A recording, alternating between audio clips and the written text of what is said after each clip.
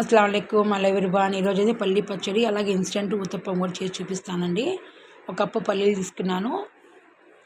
చిన్న సైజు అంత నిమ్మపండు అంత చింతపండు తీసి నానబెట్టుకున్నానండి. 10 నుంచి 12 పచ్చిమిర్చి కూడా తీసుకున్నాను. ఇవి చాలా స్పైస్గా ఉన్నాయండి.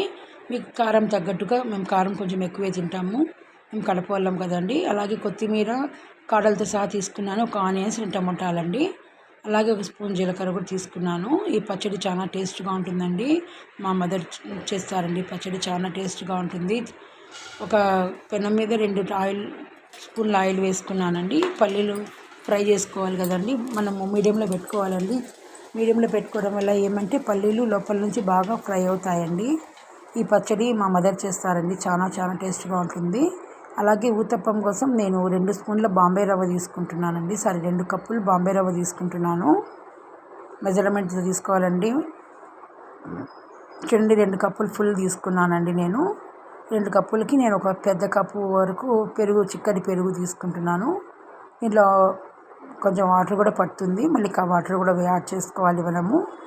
మీ టేస్ట్కి తగ్గట్టు సాల్ట్ కూడా నేనైతే ఒక 1/2 స్పూన్ వేస్తున్నానండి. మళ్ళీ కావాలంటే తక్కువ ఎక్కువైతే కలుపుకోవచ్చు కదా, ఎక్కువైతే మళ్ళీ ఏం చేయలేము కదా. అలాగే చూడండి, మొత్తం ఇలా కలుపుకోవాలి. మన కన్సిస్టెన్సీ ఎలా ఉంటుందో అంటే కొంచెం తిక్కుగానే పెట్టాలి. కొంచెం వాటర్ కూడా వేసుకొని చూడండి, ఈ విధంగా కలుపుకోవాలండి. ఈ విధంగా కలుపుకొని మనము దీన్ని ఒక 15 నిమిషాలు మూత పెట్టి పక్కన పెట్టుకున్నామంటే బాగా అబ్జర్వ్ చేసుకుంటుందండి. పెరుగు వాటర్ మొత్తం కలిపాం కదా, ఈ విధంగా పక్కన పెట్టుకొని 15 నిమిషాలు ఉండాలండి. ఇప్పుడు పల్లీలు కూడా బాగా రోస్ట్ అయిపోయాయి. దీంట్లోనే నేను కొంచెం జీలకర్ర, 1 స్పూన్ ఉంది కదండి, ఆ స్పూన్ జీలకర్ర కూడా దీంట్లో యాడ్ చేస్తున్నాను. ఆ వేడికి ఆ జీలకర్ర కూడా వేగిపోతుందండి.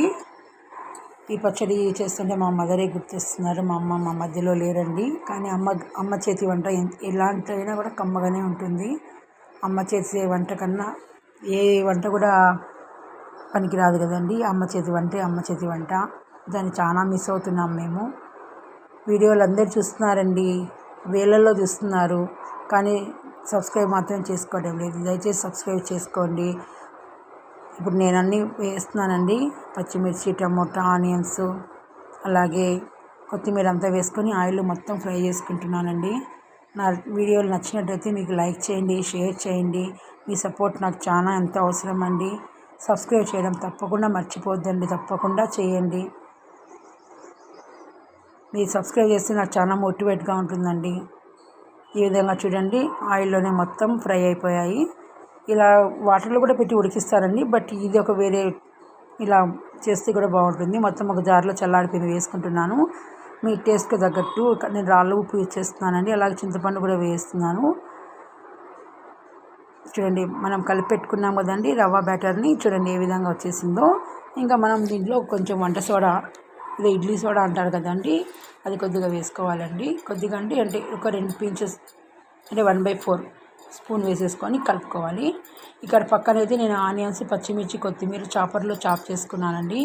ఈ చాపర్ ఎవరు కనిపెట్టారో కానీ చాలా థ్యాంక్స్ అండి. చాలా యూస్ఫుల్ అవుతుంది తొందరగా వంట చేయడానికి. ఇవంతా మనము కలుపుకోవాలండి. ఒక ప్యాన్ పెట్టి చాలా బాగా హీట్ అయిపోయింది. నేను ఆయిల్ పెట్టి రుద్దానండి. అలా వేయడం వల్ల అతుక్కోకుండా బాగా వస్తుందండి దోశ. ఈ బ్యాటర్ వేసేసుకొని మనం ఎక్కువగా స్ప్రెడ్ చేసుకోకూడదు, ఊతప్పం కదా, కొంచెం మందంగానే ఉంటుంది. నా ఛానల్ని లైక్ చేయండి, షేర్ చేయండి, సబ్స్క్రైబ్ చేయండి.